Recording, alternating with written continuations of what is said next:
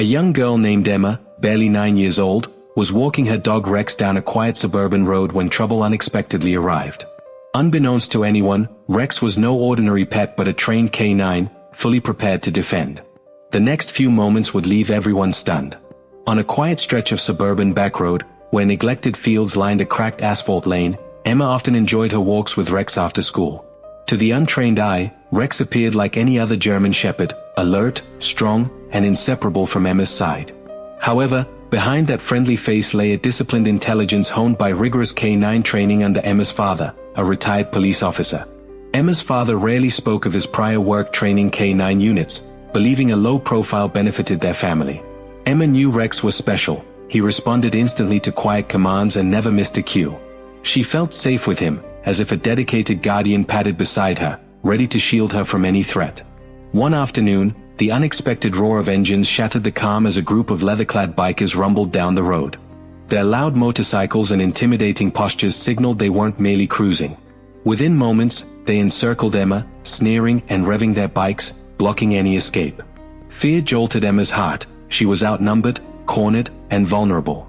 Yet, the menacing group overlooked a vital detail. The unassuming German shepherd at Emma's side was trained to handle far worse than idle threats.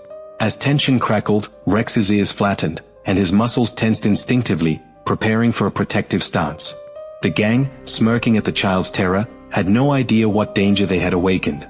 In mere seconds, the quiet bond between a little girl and her highly skilled dog would flip the script on intimidation, transforming peril into an unforgettable demonstration of loyalty and discipline.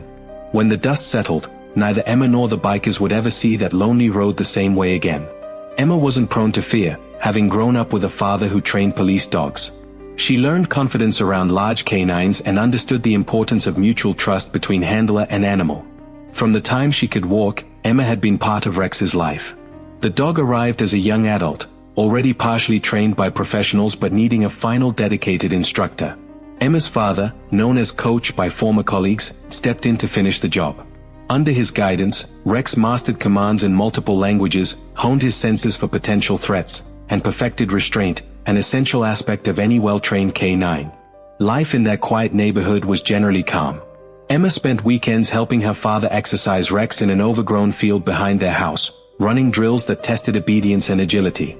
She marveled at how swiftly Rex could transition from playful companion to laser-focused protector. Despite Rex's formidable abilities, Emma's father taught her that he remained a living creature with emotions, a friend, not just a tool of defense. If treated with kindness, he'd reciprocate with unwavering loyalty. This steady routine never hinted at impending danger. Emma's main concerns revolved around typical school anxieties: math quizzes, group projects, and missing the school bus. She loved reading and often chatted about her favorite stories, narrating them to Rex as they strolled. The dog's ears perked up, seeming to listen intently, forging a bond that needed no words. Then came a fateful Wednesday after school. The day was warm, the road unusually deserted as Emma and Rex ambled along. A distant rumble of motorcycle engines cut through the air. At first, she thought nothing of it. Bikers sometimes passed through on scenic routes. But soon, the revving grew louder, more aggressive, until 3 large bikes screeched to a halt, blocking Emma's path.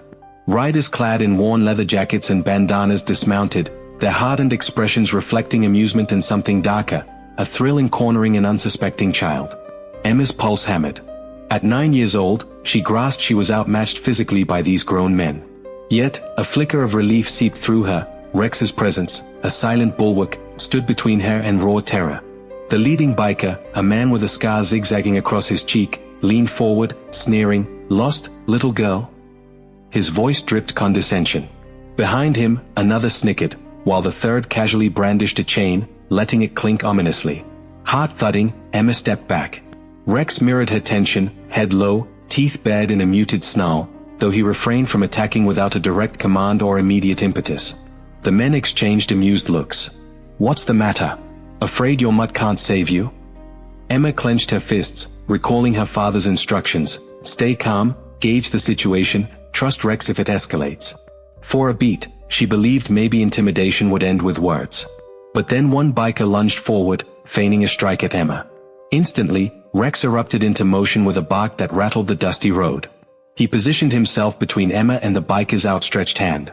The abrupt display of ferocity made the men pause. One let out a startled oath.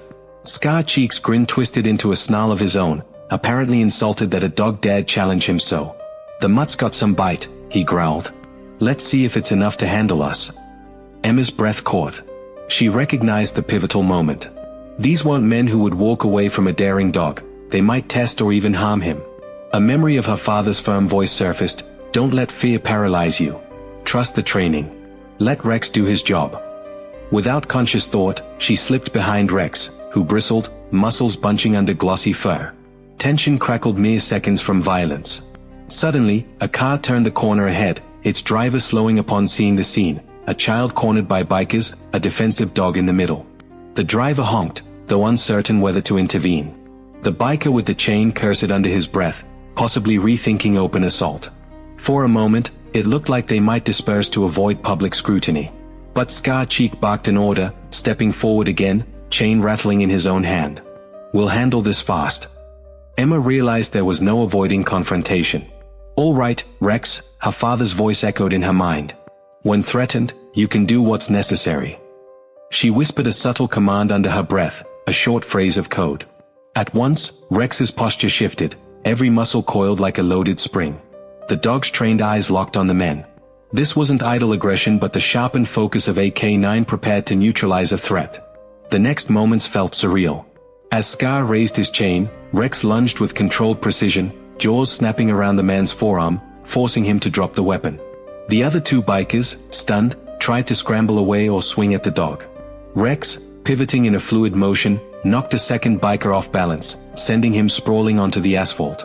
Emma stood a short distance away, heart hammering with both terror and astonished awe. The doggy who shared her cozy bedroom floor nights earlier had transformed into a protective force reminiscent of her father's old canine stories. The scene escalated quickly. One biker managed to land a kick on Rex's flank, prompting a furious snarl but no let-up. Rex circled effectively, keeping the men from approaching Emma. Onlookers from the halted car now hollered for the men to back off.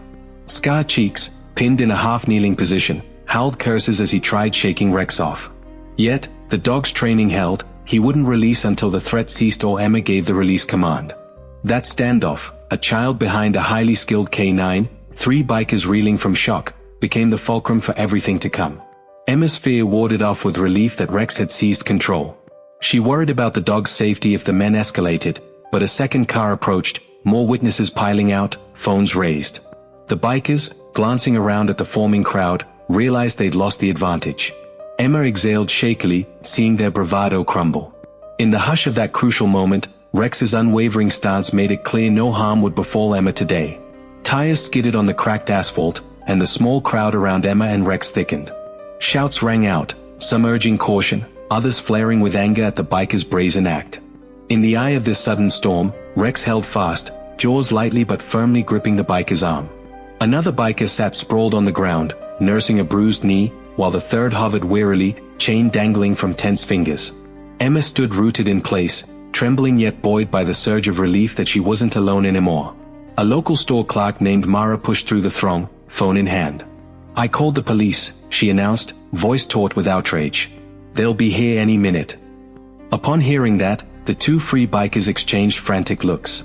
The one pinned by Rex gasped curses but dampened his bravado by the dog's unyielding presence. After a fleeting standoff, the chain-wielding biker began to back away, muttering something about this not being worth the trouble. His companion, still limping, struggled to stand. Before they could flee, however, a battered pickup roared onto the scene, Emma's father behind the wheel. He jumped out, face set in alarm, heart pounding at the sight of his daughter flanked by strangers and a crowd.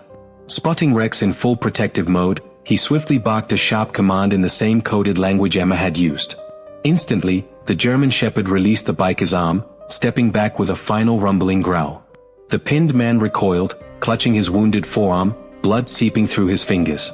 Emma's father swiftly placed himself between the biker and Emma, gesturing for the crowd to keep some distance. "Is anyone hurt?" he asked, voice steady despite the adrenaline surging through him. A tense hush settled. One of the bikers spat at the ground, hissing that the dog was psycho. But the father ignored the insult, instead calling Emma's name, eyes scanning her small frame for injuries. She stumbled into his arms, tears welling now that the immediate threat had passed. Rex pressed against them, watchful gaze still locked on the adversaries.